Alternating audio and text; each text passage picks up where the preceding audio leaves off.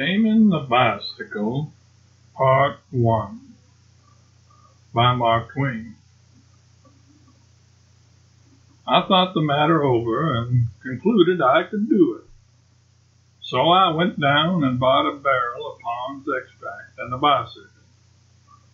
The expert came home with me to instruct me. We chose the backyard for the sake of privacy and went to work.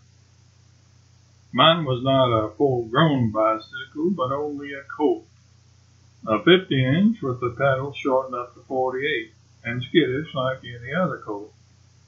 The expert explained the thing's points briefly, then he got on its back and rode around a little to show how easy it was to do. He said that the dismounting was perhaps the hardest thing to learn, and so we would leave that to the last. But he was in error there.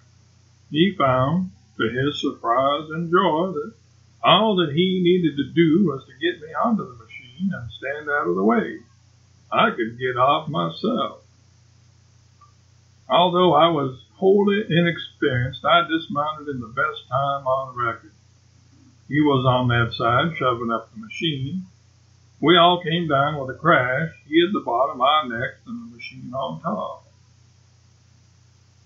We examined the machine, but it was not in the least injured. This was hardly believable, yet the expert assured me that it was true. In fact, the examination proved it. I was partly to realize then how admirably these things are constructed. We applied some Pond's extract and resumed. The expert got on the other side to shove up this time, but I dismounted on that side, so the result was as before. The machine was not hurt. We oiled ourselves again and resumed. This time the expert took up a sheltered position behind, but somehow or other we landed on him again. He was full of admiration, said it was abnormal. She was all right, not a scratch on her, not a timber started anywhere. I said it was wonderful while we were greasing up, but he said that when I came to know these steel spider webs, I would realize that nothing but dynamite could cripple them. Then he limped out to position, and we resumed once more. This time the expert took up the position of shortstop and got a man to shove up behind. We got up a handsome speed and presently traversed a brick, and I went out over the top of the tiller and landed head down on the instructor's back and saw the machine fluttering in the air between me and the sun. It was well it came down on us, for that broke the fall and it was not injured. 5 days later I got out and was carried down to the hospital and found the expert doing pretty fairly. In a few more days I was quite sound. I attribute this to my prudence and always dismounting on something soft. Some recommend a feathered bed, but I think an expert is better. The expert got out at last, brought 4 assistants with him. It was a good idea. These 4 held the graceful cobweb upright while I climbed into the saddle. Then they formed a column and marched on either side of me while the expert pushed behind. All hands assisted at the dismount. The bicycle had what is called the wobbles and had them very badly. In order to keep my position, a good many things were required of me, and in every instance the thing required was against nature. That is to say that whatever the needed thing might be, my nature, habit, and breeding moved me to attempt it in one way, while some immutable and unsuspected law of physics required that it be done in just the other way. I perceived by this how radically and grotesquely wrong had been the lifelong education of my body and members. They were steeped in ignorance. They knew nothing which it could profit them to know. For instance, if I found myself falling to the right, I put the tiller hard down the other way by a quite natural impulse, and so violated a law and kept on going down. The law required the opposite thing.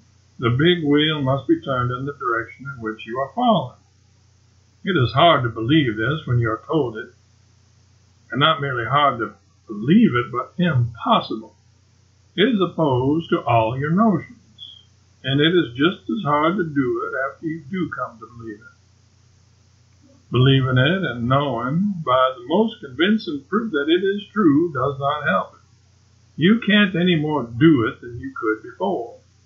You can neither force nor persuade yourself to do it at first. The intellect has to come to the front now. It has to teach the limbs to discard their old education and adopt the new. The steps of one's progress are distinctly marked. At the end of each lesson, he knows he has acquired something, and he also knows what that something is, and likewise that it will stay with him. It is not like studying German, where you mull along in a groping, uncertain way for 30 years, and at last, just as you think you've got it, they spring the subjunctive on you, and there you are.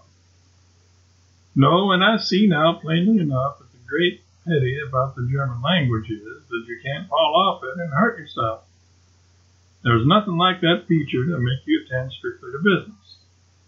But I also see by what I have learned of bicycling that the right and only sure way to learn German is by the bicycling method.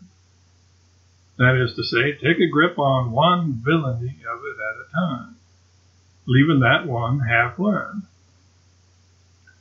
When you have reached the point in bicycling where you can balance the machine tolerably fairly and propel it and steer it, then comes your next task, how to mount it. You do it in this way. You hop along behind it on your right foot, resting the other on the mounting peg and grasping the tiller with your hands. At the word, you rise on the peg, stiffen your left leg, hang your other one around in the air in a general indefinite way, lean your stomach against the rear of the saddle, and then fall off. Maybe on one side, maybe on the other, but you fall off.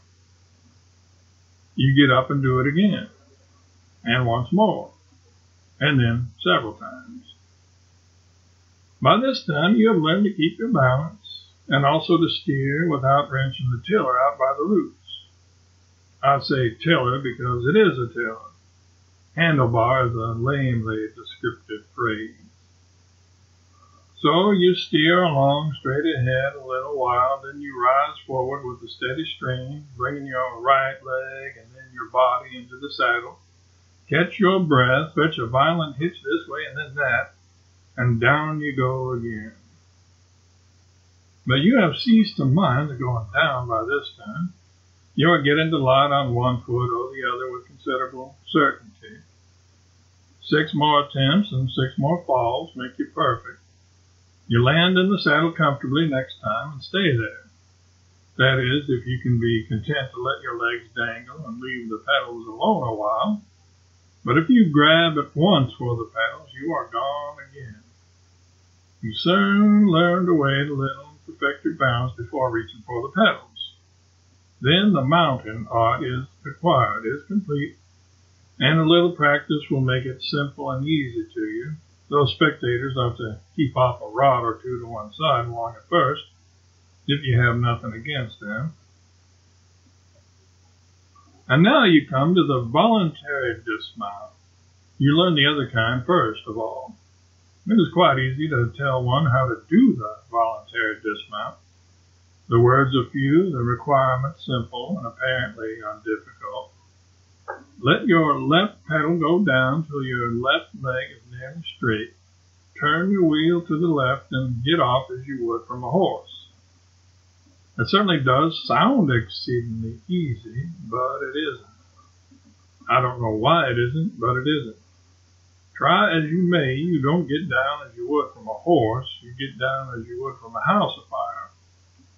You make a spectacle of yourself every time.